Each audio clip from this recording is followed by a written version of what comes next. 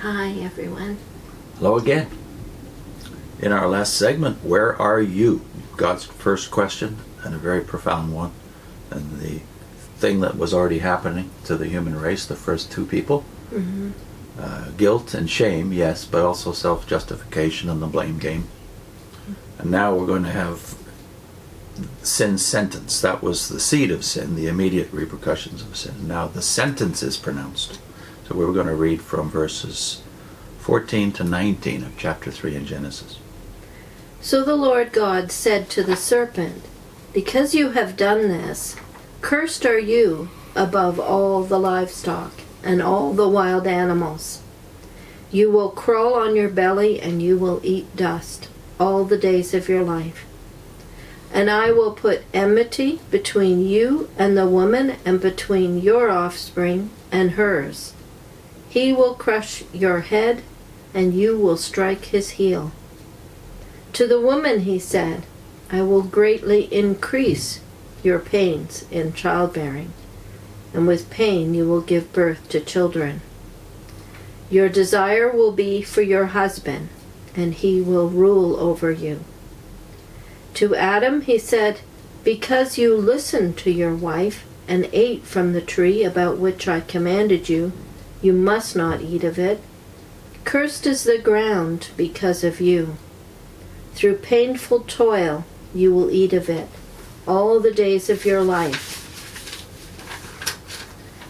It will produce thorns and thistles for you, and you will eat the plants of the field.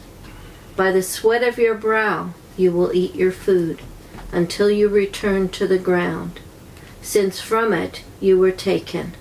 For dust you are, and to dust you will return." Well, this, of course, causes some consternation for literalists, Bible literalists, as well as for more liberal points of view as to the genre of Genesis. I.e., there's things that you certainly want to take literally here. The man, the woman, and the consequences, the physical consequences of the sentence, right? Birth pangs is usually taken literally, and the struggle of man with the planet, with the ground, to make a living is taken literally. But then you've got... It's obviously true. Yeah, but verse 14 causes a problem for the literalist, because it's got nothing to do with what you read into it when you're a Jehovah's Witness, let's say, or a what we call fundamentalist, because you read into it all your Christian understanding from the New Testament. For instance, the serpent is not just a serpent. But here, plainly, the serpent is a serpent, and the consequence, the judgment on the serpent, who, by the way, doesn't say anything, we've noticed, is... Yeah. Doesn't blame anyone. So some take this literally and say, well, does this mean then that serpents originally had legs, and that from now on they weren't going to have legs anymore?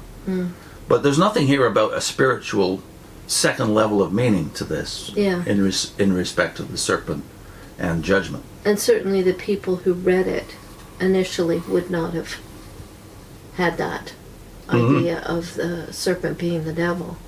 That all came later, the discussion about the serpent, the original serpent.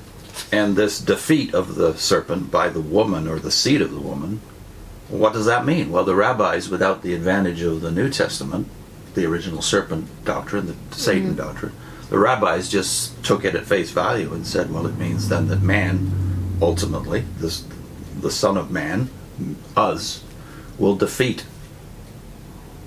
will win, will be victorious in the long run. But in the Messianic context, of course, you can't do that. You have to say, well, how would it be then that the seed of the woman, and notice the man isn't mentioned, how would it be that the seed of the woman is going to conquer the serpent who had just conquered the mother and father of the human race? How could that happen? And so the Messianic understanding is also in ancient Judaism, that somehow the seed of the woman is going to have to be something more than just a man. And the hint seems to be in the idea of the woman being mentioned here without the man. Seems to be at least a hint of a supernatural birth in one of her seed.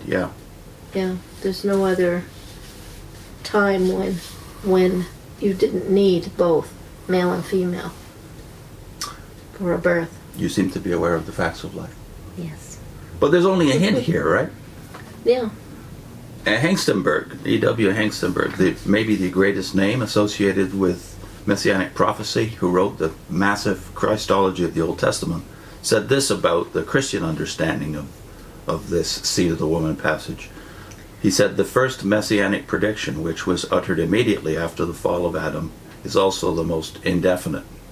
Opposed to the awful threatening, there stands the consolatory promise that the dominion of sin and of the evil arising from sin shall not last forever, but that the seed of the woman shall, at some future time, overthrow their dreaded conqueror.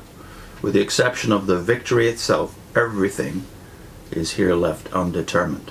Mm-hmm. I like that thought. Mm-hmm. God could have been far more explicit than he was, but as usual, he's only giving us the necessary information to inspire hope. Mm-hmm.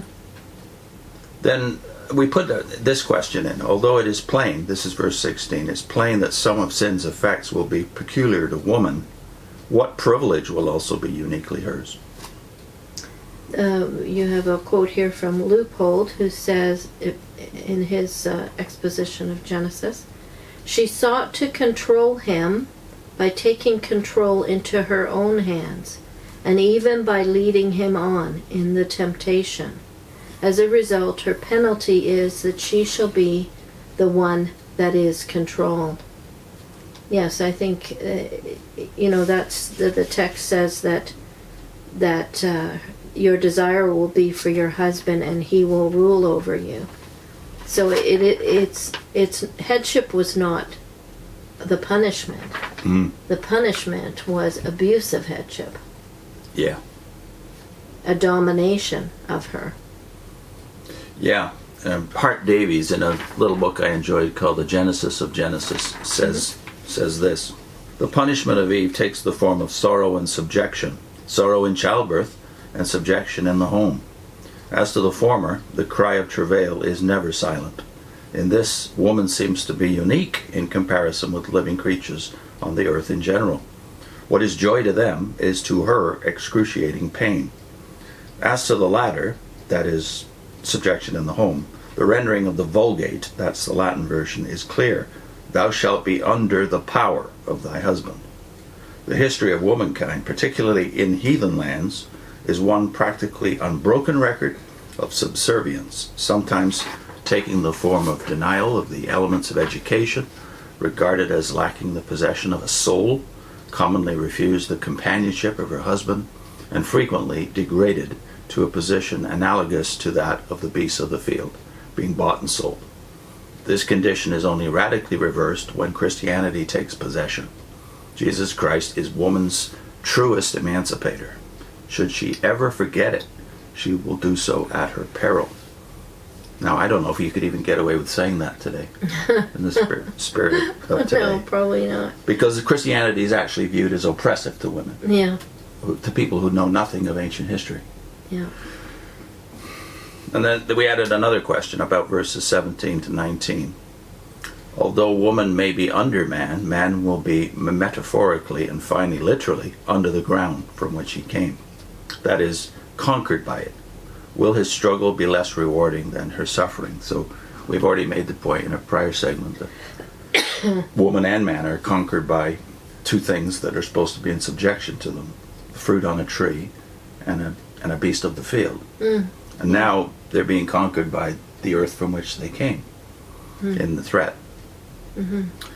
Barnhouse has something interesting to say about the peculiar delusion of our age that if you change the environment, you can change the person.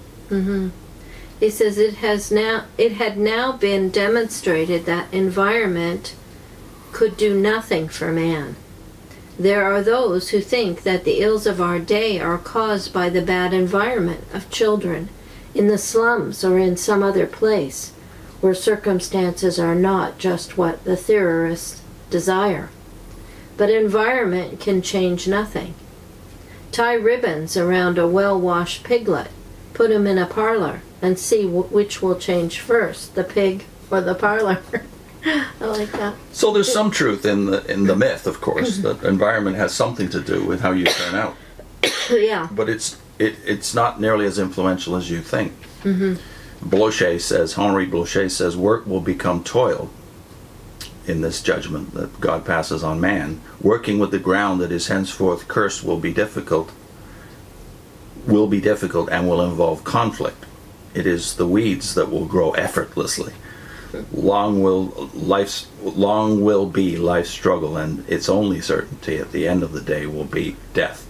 For man is the loser in his struggle with the ground, for as it were, the ground will at last overcome him. So you can't help but think of the conceit of the Watchtower too, that if we create this paradise earth and bring back billions of people who were sinners when they died, that somehow we're going to retain paradise conditions. People are going to be people, and they don't say you're perfect then. So you're going to have all the tendencies you have now, if it's anger or impatience or conflicts, just the normal conflicts. How is it going to be a paradise? and you're going to be bringing back billions of the dead, or even if it's spaced out over time, and you think that somehow you're going to have paradise-like conditions for long.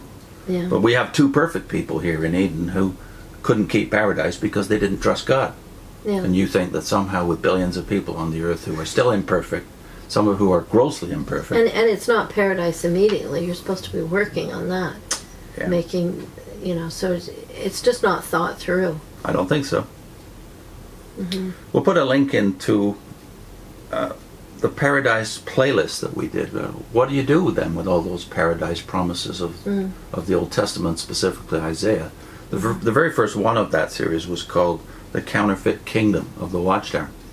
And we'll also put in a link to the Paradise playlist itself. Mm.